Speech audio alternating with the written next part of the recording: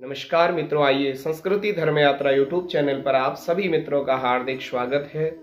मित्रों, आइए आज हम चर्चा करते हैं कि सनातन धर्म में तिलक लगाने का धार्मिक एवं वैज्ञानिक महत्व। आज हम आपको इस वीडियो में बताएंगे कि देवताओं को किस अंगुली से तिलक लगाया जाता है और ब्राह्मणों को और संतों को किस अंगुली से तिलक लगाया जाता है और अतिथियों को किस अंगुली से तिलक लगाया जाता है, पितरों को किस अंगुली से तिलक लगाया जाता है और स्वयं को किस अंगुली से तिलक लगाया जाता है। तो संपूर्ण जानकारी हम आपको इस वीडियो में प्राप्त कराएंगे। तो मित्रों, हम लोग पूजन करते हैं, तिलक भी लगाते हैं और हमें पता नहीं रहता है कि देवताओं को, ब्राह्मणों को, अतिथियों को किस अंगुली से तिलक लगाया जाता है। तो इसलिए संपूर्ण जानकारी हम आपको इस वीडियो में प्राप्त कराएंगे। तो आप इस वीडियो को पूरा अवश्य देखिएगा। अगर आपने संस्कृति धर्म यात्रा यूट्यूब चैनल सब्सक्राइब नहीं किया है तो आप इस चैनल को सब्सक्राइब कीजिएगा। आपको ऐसी बहुत सी जानकारियां इस वीडियो में प्राप्त होंगी।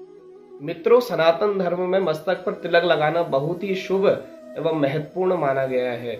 मस्तक पर बिना तिलक लगाए ना ही किसी पूजा पाठ में बैठने की हमें अनुमति प्राप्त होती है और ना ही वह पूजा पाठ संपन्न होती है। अगर आप कोई भी पूजन कर रहे हैं, यज्ञ कर रहे हैं, दान कर रहे हैं, तो आपने अगर मस्तक पर तिलक नहीं लगाया है तो आपकी वह पूजा संपन्न नहीं होती है, उस पूजन का फल नहीं मिलता है। इसलिए हमें मस्तक पर तिलक अवश्य लगाना चाहिए। मस्तक पर तिलक लगाने से मन शांत एवं एकाग्र रहता है। हमारे शास्त्रों में कहा गया है, स्नानम दानम तपो होमो देवता पितृ कर्म च तत्सर्वम निष्फलम याति ललाटे तिलकम विना। तत्सर्वम निष्फलम याति ललाटे तिलकम विना। ये सब चीजें निष्फल हो जाती हैं। कौन कौन सी चीजें? बोला स्नानम, अगर आप गंगा स्नान कर रहे हैं, तीर्थों में स्नान कर रहे हैं तो आपने मस्तक पर तिलक नहीं लगाया है तो वह निष्फल हो जाता है। दानम, अगर आप दान कर रहे हैं, पुण्य कर रहे हैं, सत्कर्म कर रहे हैं, तपो होमे, आप जप कर रहे हैं, संध्या कर रहे हैं, पूजन कर रहे हैं, और देवता पितृ कर्म च, अगर देवताओं का पूजन कर रहे हैं, आप किसी भी देवता का पूजन कर रहे हैं, यज्ञ कर रहे हैं, अनुष्ठान कर रहे हैं, तो अगर आपने मस्तक पर तिलक नहीं लगाया है तो ये सब निष्फल हो जाता है। और देवता पितृ कर्म च, अगर आप श्राद्ध तर्पण इत्यादि कर रहे हैं, अगर फिर भी आपने मस्तक पर तिलक नहीं लगाया है तो यह सब निष्फल हो जाता है। तो इसलिए हमें मस्तक पर तिलक अवश्य लगाना चाहिए। मित्रों, आइए अब हम आपको बताते हैं कि किन अंगुलियों से किसको तिलक लगाना चाहिए। शास्त्रों में कहा गया है, अनामिक्या च देवस्य ऋषीणाम च तथैव च गंधानुलेपनम कार्यम प्रयत्नेन विशेषतः पितॄणाम अर्चयेत् गंध तर्जन्याम च सदैव ही तथैव मध्यमांगुल्या धार्यो गंध सदा बुधै। कहा गया है, अनामिक्या च देवस्य ऋषीणाम च तथैव ही। जो हमारी 5 अंगुलियां हैं, ये सबसे जो पहली अंगुली है ये अंगुष्ठ है, और ये तर्जनी अंगुली है, और ये मध्यमा अंगुली है, और ये अनामिका अंगुली है, और ये कनिष्ठिका अंगुली है। हमारी जो हाथों की 5 अंगुलियां हैं, इन सब के अलग अलग नाम है। तो अनामिक्या च देवस्य ऋषीणाम च तथैव ही कहा गया है। अनामिका अंगुली से, अनामिका ये जो सबसे छोटी अंगुली के बगल वाली अंगुली है उसको अनामिका कहा जाता है। अनामिक्या च देवस्य, इससे देवताओं को और ब्राह्मणों को, साधु संतों को तिलक हमें ये वाली अनामिका अंगुली से लगाना चाहिए। और मध्यमा अंगुली से स्वयं को तिलक लगाना चाहिए। जो मध्यमा, जो हमारी बीच वाली अंगुली है, ये मध्यमा अंगुली है। मध्यमा अंगुली से स्वयं को तिलक लगाना चाहिए। और जो सबसे पहली अंगुली है, अंगूठे के बगल वाली अंगुली, ये तर्जनी अंगुली है। तर्जनी अंगुली से हमें पितरों को तिलक लगाना चाहिए। जैसे हम श्राद्ध इत्यादि कर रहे हैं, तर्पण कर रहे हैं, तो पितृ कार्य कर रहे हैं, तो तर्जनी अंगुली से हमें तिलक लगाना चाहिए पितरों को।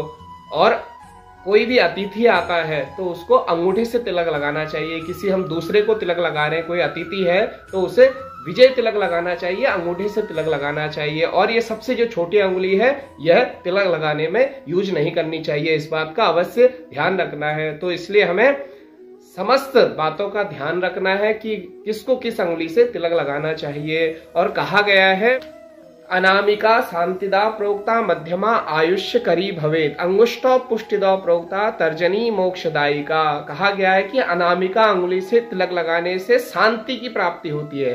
अगर हम अनामिका अंगुली से तिलक लगाते हैं तो शांति की प्राप्ति होती है। मध्यमा आयुष्य करी भवेत, मध्यमा अंगुली से तिलक लगाते हैं तो आयु की वृद्धि होती है। अंगुष्ठ पुष्टिदा प्रोक्ता, अंगूठे से पुष्टि की प्राप्ति होती है, दीर्घायु की प्राप्ति होती है। तर्जनी मोक्षदायी का, जो तर्जनी अंगुली है जिससे हम पितरों को तिलक लगाते हैं वह मोक्षदायी का अंगुली है, तो उससे मोक्ष की प्राप्ति होती है। तो इस प्रकार अगर आप देवताओं को, पितरों को, ब्राह्मणों को तिलक लगाएंगे, जिस अंगुली से लगाना चाहिए, तो आपको संपूर्ण फल प्राप्त होगा। तो इसी प्रकार आपने सभी को तिलक लगाना है। मित्रों, मस्तक पर तिलक लगाने का वैज्ञानिक महत्व। विज्ञान मानता है कि जो हमारे दोनों भौहों के बीच में 3 नाड़ियां, इडा, पिंगला और सुषमा, इन 3 नाड़ियों के ज्ञान तंतुओं का जो केंद्र है वह मस्तिष्क है, जिसको हम तृतीय नेत्र या दिव्य नेत्र के नाम से जानते हैं। इसलिए इस स्थान पर तिलक लगाने से आज्ञा चक्र जागृत होकर मनुष्य की शक्ति को ऊर्ध्वगामी बनाता है, जिससे व्यक्ति का ओजस्व और तेज बढ़ता है। ललाट पर नियमित रूप से तिलक लगाने से शीतलता, तरावट एवं शांति की अनुभूति होती है और सिरदर्द की पीड़ा नहीं सताती है और मेधा शक्ति तेज होती है। हमारा मन निर्मल होकर सत्पथ की ओर अग्रसर होने के लिए हमें प्रेरित करता है। तिलक लगाने से विवेकशीलता और आत्मविश्वास बना रहता है, इसलिए यह वैज्ञानिक कारण है।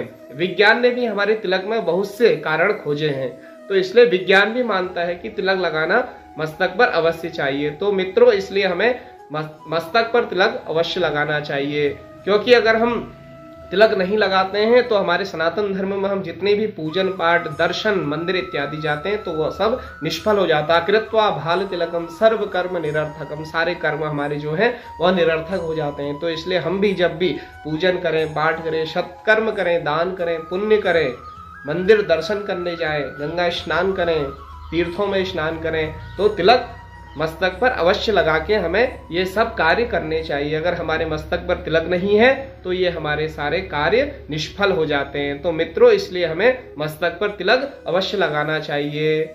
मित्रों, अगर आपको यह वीडियो अच्छी लगे तो आप संस्कृति धर्म यात्रा यूट्यूब चैनल को सब्सक्राइब करें, लाइक करें और कमेंट करके बताएं कि आपको यह वीडियो कैसी लगी। नमस्कार मित्रों, जय श्री राधे।